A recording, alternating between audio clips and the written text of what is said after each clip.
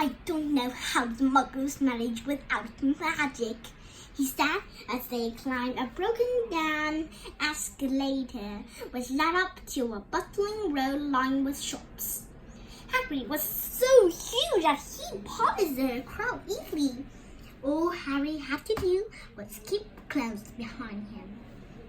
They passed bookshops and music stores, hamburger bars and cinemas, but nowhere that looked as if it could sell you a magic wand. This was just an ordinary street full of ordinary people. Could there really be piles of withered gold buried miles beneath them? Were there really shops that sold spell books and broomsticks? Might this not be some cute joke that the Dursleys had cooked up? If Harry hadn't known that the Dursleys had no sense of humor, he might have thought so. Yet somehow, even though everything Harry had told him so far was unbelievable, Harry couldn't help trusting him. This is it, said Harry, coming to a halt. The Leaky Cauldron. It's a famous place. It was a tiny, grubby-looking pub. If Hagrid hadn't pointed out, Harry wouldn't have noticed it was there. The people hurrying by didn't glance at it. Their eyes slipped from the big bookshop on one side to the record shop on the other as if they couldn't see the Leaky Cauldron at all. In fact, Harry had the most peculiar feeling that only he and Hagrid could see it. Before he could mention this, Hagrid had steered him inside. For a famous place, it was very dark and shabby. A few old women were sitting in a corner, drinking tiny glasses of sherry. One of them was smoking a long pipe. A little man in a top hat was talking to the old barman, who was quite bald and looked like a gummy walnut. The low buzz of chatter stopped when they walked in. Everyone seemed to know Hagrid. They waved and smiled at him, and the barman reached for a glass, saying, "The usual, Hagrid." "Come, Tom, I'm on Hogwarts business," said Hagrid, clapping his green hand on Harry's shoulder and making Harry's knees buckle. "Good Lord," said the barman, peering at Harry. Can this be? The Leaky Cauldron had suddenly gone completely still and silent. "Bless my soul," whispered the old barman. "Harry Potter, what an honor." He hurried out from behind the bar, rushed towards Harry and seized his hand, tears in his eyes. "We'll come back, Mr. Potter. We'll come back." Harry didn't know what to say. Everyone was looking at him. The old woman with the pipe was puffing on it without realizing it had gone. Harry was beaming. Then there was a great scraping of chairs, and next moment Harry found himself shaking hands with everyone in the Leaky Cauldron. "Doris Crockford, Mr. Potter, can't believe I'm meeting you at last." "So proud, Mr. Potter. I'm just so proud. Always wanted to shake your hand. I'm all of a flutter." "Delighted, Mr. Potter. Just can't tell you Diggle's a name. Daedalus Diggle." "I've seen you before," said Harry, as Daedalus Diggle's top that fell off in his excitement. "You bowed to me once in a shop." "He remembers!" cried Daedalus Diggle, looking around at everyone. "Did you hear that? He remembers me!"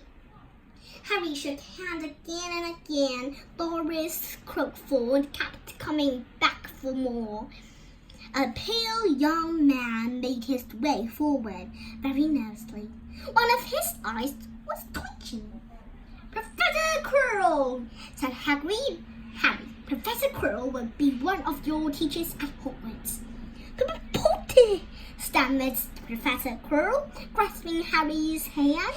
I can't tell you how pleased I am to meet you.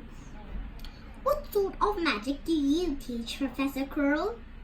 The defense against the dark arts, muttered Professor Quirrell, as though he'd rather not think about it. Not that you needed a Potter, he laughed nervously. You're big getting all your equipment, I suppose. I've got to pick up a new book on vampires myself. He looked terrified as a very sort. But the others wouldn't let Professor Quirrell keep Harry to himself. It took almost 10 minutes to get away from them all. At last, Harry managed to make himself heard over the babble. Let's get on, lots to buy. Come on, Harry. Doris Crockford shook Harry's hand one last time, and Hagrid led them through the bar and out into the small walled courtyard where there was nothing but a dustbin and a few weeds. Hagrid grinned at Harry. Told ya, didn't I? Told you was famous. Even Professor Quirrell was trembling to meet ya. Mind you, he's usually trembling. Is he always that nervous? Oh yeah, poor bloke. Brilliant mind. He was fine while he was studying out of books. But then he took a year off to get some first-hand experience. They say he met vampires in the Black Forest, and there was a nasty bit for trouble with a pack. Never been the same since. Scared of the students, scared of his own subject. Now, where's my umbrella? Vampires, hacks. Harry's hand was swimming. Hagrid, meanwhile, was counting bricks in the wall above the dustbin spout. 3 up, 2 across, he muttered. Right, stand back, Harry. He tapped the wall 3 times with the point of his umbrella. The brick he had touched quivered. It wriggled in the middle. A small hole appeared. It grew wider and wider. A second later, they were facing an archway large enough even for Hagrid. An archway onto a cobbled street which twists and turned out of sight. Welcome, said Hagrid, to Diagon Alley. He grinned at Harry's amazement. They stepped through the archway.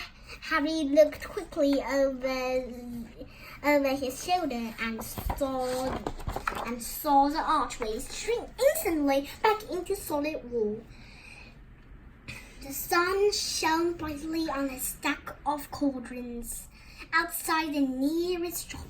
Cauldrons, all sizes, copper, brass, pewter, silver, self-serving, calicible, said the sun hanging over them.